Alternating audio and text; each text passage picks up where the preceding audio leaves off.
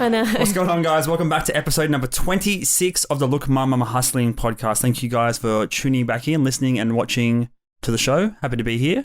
Yeah, super happy to be here. Today, we've got another review style episode that we have going on. Yep. The last one that we did was This is Your Mind on Plants. You can't screw it up again. No, we can't. Yeah, and that one was just... yeah, having these plant-like substances that really affect your brain, and it sort of segued into us reading this book. That wasn't intentional. I didn't realize how easy or clean of a segue that is, but yeah. It's because it's very similar, because the book that we ended up doing was Dopamine Nation by Anna Lembke. Yeah, which is a really, really interesting read, especially just around the aspects of like dopamine and how important or like how prevalent it is in like everyday life. Like it's all around you. Yeah, I just never knew so much about what dopamine does to the body. It's one of those chemicals you hear about all the time, serotonin, and they're all like different types of neurotransmitters, but they're easy to get confused with one another unless you're like pretty into it. Yeah. So like you hear dopamine all the time, you're like, oh, it's got something to do with the brain, it does something. Is it, you don't know what it's really doing and what its main function is. So that's basically what this book is going into, dopamine and why everyone's addicted to different things, and basically the function of dopamine and how you can become addicted to things. Yeah, and I never realized, I always associated dopamine with like a positive aspect. You know, you'd get it from exercising or like from doing something good, but I didn't realize it also is in like the pain area of the brain as well, which was really interesting. I didn't realize it. Yeah, it's like a reward system for both good and bad within the brain, which is super strange. Yeah, so the pain and pleasure scale, like, are sort of on the same spectrum, if that makes sense. Yeah. Like the dopamine controls both aspects and they're heavily linked. Basically, the way they sum it up in the book, and she's done a number of different podcasts explaining the book in way more depth, is you can think of pleasure, pain and pleasure as like a seesaw, basically. Yeah, like it's all about the balance, right? Yeah, so anything in the body, like I've done science at university, I've got a degree and stuff, but day by day it feels like I'm forgetting more and more. So it's these science-based books are good to get my good refresher brain going on. Again. Yeah, because you just said I did science and stuff. Yeah, well I did science at school and stuff. then university. But yeah, it was just... I had a point to say after that and I've completely ruined it. No, you're talking about the balance between... Yeah, balance. Yeah. So the body wants to be in homeostasis for everything. Water balance, salinity, different vitamins and minerals in cells and stuff like that. It wants to be in balance all the time. It doesn't want to be too swayed to one side. It wants to come back to a neutral zone. So anything that gives you heaps of pleasure, there's going to be basically a reaction to that, and it's going to be balance the other side eventually to more of a pain spectrum. Right. So that's what the book's sort of all about, the balance of pain and pleasure and how addiction plays a part. Yeah. Yeah.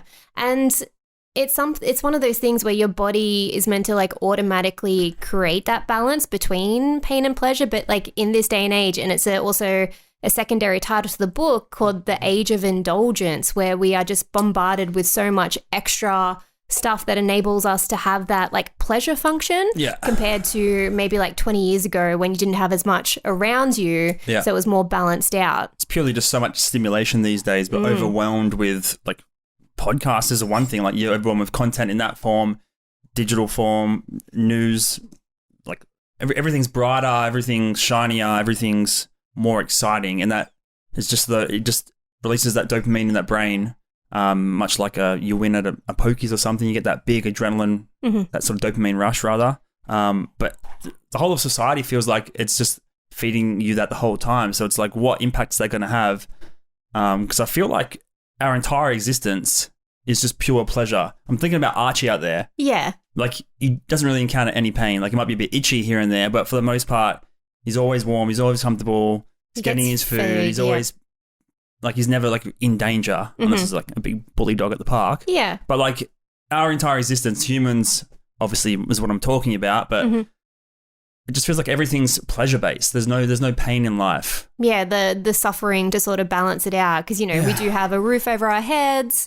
We, eat food on a regular basis. We're lucky that we have an income coming in. So, like, where does the balance with that pain come in? Does it just, you know, is it a natural...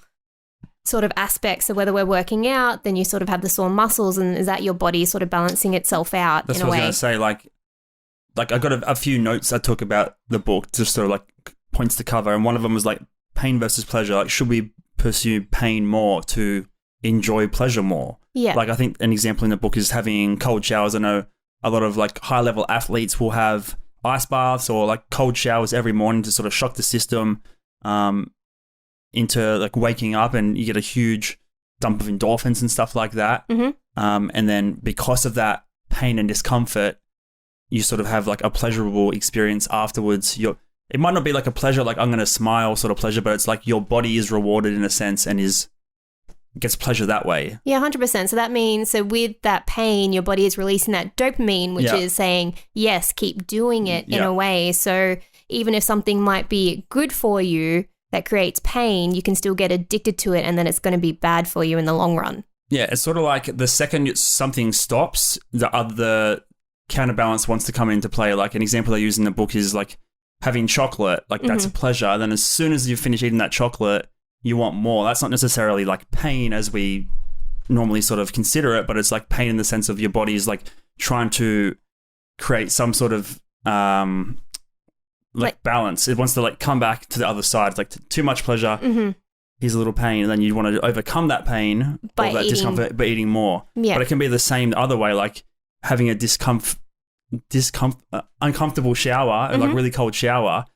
As soon as you get out, you're like back warm and comfortable. So it's like immediately flicks back the other way almost. Yeah, definitely really interesting the way they talk about it. And it could be the same to say, and we've talked about it before, is like our coffee addiction. It's just one of those things. We're just feeding that endless cycle. So now that when we drink coffee, most of the time it's just to like wake ourselves up to get that kick, not really for that, enjoyable taste anymore. Like you do get it every now and then with like a really nice cup of coffee, or if you haven't had one for a while. Yeah. But most of the time it's just that jump start in the morning. It's like having that 3 o'clock coffee that, as soon as I have one, it's going to be bad for me. But I have it anyway. That 11 o'clock coffee is worn off, and you need the afternoon one. It's the same thing. You sort of feel that the pleasure aspect wearing off, and you want to just re-up and get some more of it. And that's just how like addiction works basically, right? Yeah, and that's what Dr. Anna Lembke, she's an addiction specialist. So that's what she focuses on. That's what her book has, a lot of stories about people that have different types of addiction. So you have, the drugs addictions or sex addiction, work addiction. She even uses her simple, her own personal story with like romance novels and things like that, like just needing that next hit or that next high. And then all of a sudden it doesn't work for you anymore. So you build up that tolerance and you have to try and overconsume. But then that overconsuming becomes a detriment to you. Yeah. And what's she addicted to? Like teen vampire romance novels. Yeah, the classic Twilight Saga was what sort of hooked her in, and she read it 4 times and then, went into like other sort of romance stories and was staying up late. Just reading anything under that category, right? Like, 100%, because that was like her only way, or that's what she told herself. It was her only way to be able to wind herself down. But then she ended up finding out she was like sneaking in, trying to read, not spending enough time with her family. So it ended up becoming like an addiction that was a bad thing rather than her escapism or her way to like chill out or relax. Far. Yeah, exactly. It went too far the other way. It's a tricky thing because addiction can be so many different things. We're all addicted to devices and consuming content, whether it's Netflix or books or blog posts or whatever.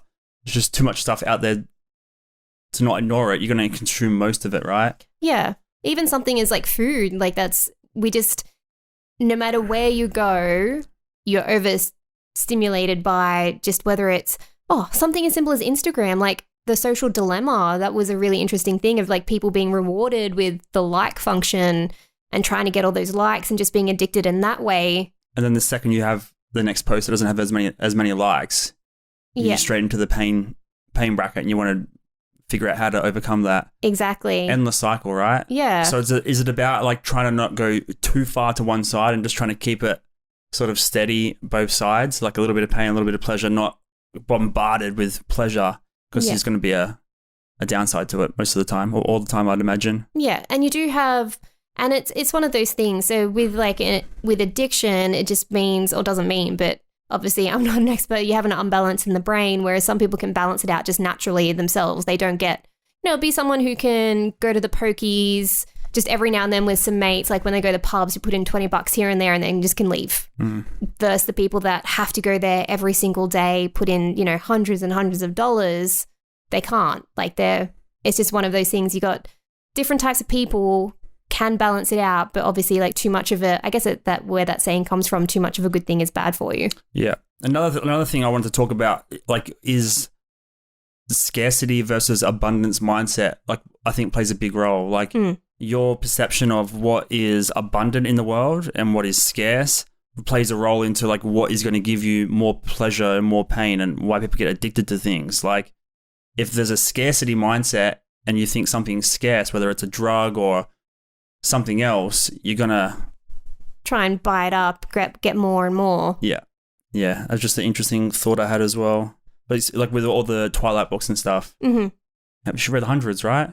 Yeah, like just kept going until she had to lock her Kindle device away. Like she had to actually lock it away to stop her from reading it anymore. And that's what some people do. They practice, I think it's called like self-restraint or tying. So you just stop yourself from, being able to access that thing that gives you that pain, pleasure. Well, usually you have to have someone else like step in. It's a classic like alcoholic story where you have to have the partner or someone lock the booze away for you. Yeah. And she did actually reference AA quite a bit. I think mainly because she is an addiction specialist. She mainly focuses in opioids and like weird sex addictions and stuff like that. There was some weird sex stuff in the book. So if you're going to read it, be prepared. It starts very early. Not safe for work, no. What was I going? But anyway, she was with the addiction aspect, and that's what she sort of specialized in. So she did reference AA quite a bit, and just with their 12-step programs. And she was saying that some people then get addicted to the 12 steps until the AA meetings. And some people were saying it was like a cult-like thing, but isn't that better than being addicted to alcohol or, substances that, are harmful to yourself and to the people around you? So you can be addicted to not necessarily the right things, but things that have a harm reduction approach. Yeah, so 100%. less harm. So like an article I sent you in regards to this topic was like thrifting and clothing and fashion. Like there's a huge sort of intersection there with dopamine and the way things are like we perceive pleasure. Like shopping is like one of the biggest ways. Oh, huge. Maybe for females, I feel like men probably do drugs and alcohol more, and women maybe get addicted to maybe shopping more. That's just a broad perception, maybe a generalization, but it can become very addictive, and the pleasure's over very fast. You can get buyer's remorse instantly from anything. Yeah. So that's something was touched on in that article that I sent you with thrifting. You can still get that dopamine hit because dopamine's basically your body's preparing itself for a potential reward. Yeah. So it's just the hunt. It's what we do. We thrift for clothes and items and stuff. It's the potential reward is there, and the dopamine's about to drop. Yeah. So you can have the shopping addiction, but at a much less financial cost. If you were a thrifter, for example, and people were watching like a lot of thrifting stuff during lockdown because they couldn't go out and shop, it was just like a voyeuristic way of them to get their addiction and their rush of thrifting or trying to find something and then that big reward. Yeah, and that's so true, because when we go out thrifting and we find that amazing item, like you just have that rush, you're on a high. You can wear off fast. Yeah, exactly, because you might just go to 3 stores and get nothing, and then it just puts you in a bit of a mood. You're like, I just want to go home. It's like a chocolate thing. As soon as it's like the thrill's gone, you've finished the piece of chocolate or put the clothing in your basket, then straight away you're like, I need another one. The good thing with us is that we try and flip the items for profit. We don't get stuck with them all. I imagine that's how hoarders sort of get their addiction started. They need to buy things, or they go to the markets and just start spending $5-10 here, and it just becomes a habit.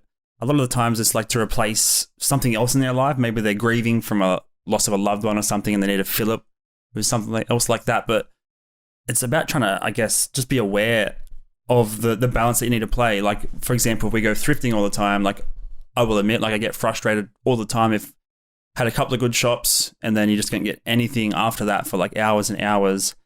It's about preparing yourself mentally for the balance, and know that there's going to be a painful experience coming, or a bit of a low. It might be another day, might be another hour, might be another week before you find something insanely good to give you that rush. But the thing is also, you don't know how big the rush is going to get. So like you might get one that will last 3 hours if you get a really crazy item, or one that might last 10 minutes. So it's about, I guess, just being aware as it's sort of happening in the moment that there's, the reaction is about to happen. You're going to have a painful experience and have that void instantly almost. Yeah, definitely. And they call it retail therapy for a reason. Like, That's people true. go out and to feel that something, or they're just not having the best day, so they need something else that will help them out. But again, when it comes to like us, like flipping those items, it's almost getting that second high. So we find something good, then we put in the hard work, and whether we have to clean it up, put the time into like take photos, things like that. And then when it sells, you get that second high of like almost like a pat on the back, like good job done. Like you found something good and you're able to flip it for a profit. Yeah. But then you got to think, I think it's about thinking about what the pain's going to be after the fact. I think that might be the key. Like after you get the sale of $80 and then you post it, then what happens? You're like, wait, where's my other $80 sale? Yeah. Like I need to like either try and like move some, like run a sale or move some items, or I have to go and find something else that I can flip for $80. So almost trying to live up to the expectations of the next bigger, better thing. You're only as good as your last game, or whatever the saying is. You're as good as your last movie. But that is like it's very like addictive sort of thing, because you want to just do more and more and more to be able to retain that high that you had. Yeah. Far out. Like this book, it just goes into heaps of these different aspects. So she does touch on this guy that would order all these packages from Amazon, and just all they wanted was that high of just like unboxing. And then they would end up returning it the next day. And then all of a sudden it started to get like too much out of control, and the only thing they could afford was like $2 items to be able to just unbox. Like it got that extreme. Yeah. And this is like just purely, it all comes down to addictive habits. Like you can go on and on about drugs and alcohol and addictive traits and, all that sort of stuff. But I think it's more of an interesting conversation to stick on like everyday type things, like food or entertainment or clothes. Like drugs, everyone knows you can get addicted. There's a million podcasts or movies or documentaries you can watch about that. But I like thinking about it in everyday terms. Like what are we addicted to? And like, how can we catch ourselves from becoming addicted to other things in the future? Because you might not think of it as an addiction, but it's all subjective. It's all on a scale. Someone might drink no coffee. Someone might drink 8 coffees a day. They're going to have different effects and perceive them differently. So it's about balance, and it's about like trying to understand where you are on the scale and making sure you're not going to fall off the edge of it. Yeah, and that's what she asks her patients who come in, because they're either at that point where they're thinking about making a change or need to make a change. And then those that are thinking about making a change, she asks them, do you see yourself, whether it's something like, I don't know, like smoking weed or whatever. It's like, do you see yourself like in 30 years time? They're like, oh, nah. Do you see yourself in 10 years time? They're like, oh, nah. It's like, do you see yourself in like 2 years time? And they're like, nah. And then like, I see where you're going with this. Like, if I don't expect to be doing this in 2 years time, why don't I just stop now? Yeah, it's pretty interesting. Like, obviously, she has heaps of different steps to be able to get to that point, to help her patients, like, create those good long-term healthy habits. But it's just, like, really interesting asking those questions, because you don't expect yourself to be in that position in 10 years' time, but then all of a sudden 10 years pass and you're there. You could still be reading your romance novels. Do you still read those? No, not too much. Would you say that was an addiction, or was that just like a time filler? After listening to her, I think it definitely was a bit of both. Like it was I used it just to sort of chill out after work, or if I had a tough day, because like reading, like I love reading in general. Like I love the escapism of it. It was just something that helped me, calm down after a, tough day. Then I ended up just staying up way too late and just being tired. So I ended up, and thought I just couldn't sleep. It wasn't until I started, doing the proper things of like breathing exercises and things like that, that I realized that, I was just like reading to get to the next chapter to find out the most interesting thing. But yeah, it got to a point where I thought I couldn't sleep, and it was just me affecting my own sleep in a way. I don't think I've only had anything like that, to be honest. Like, there's nothing. I feel like I just move from interest to interest, hobby to hobby quite frequently, so I don't get like too stuck. I feel like I get addicted in the short term on a particular topic or area, but I don't know.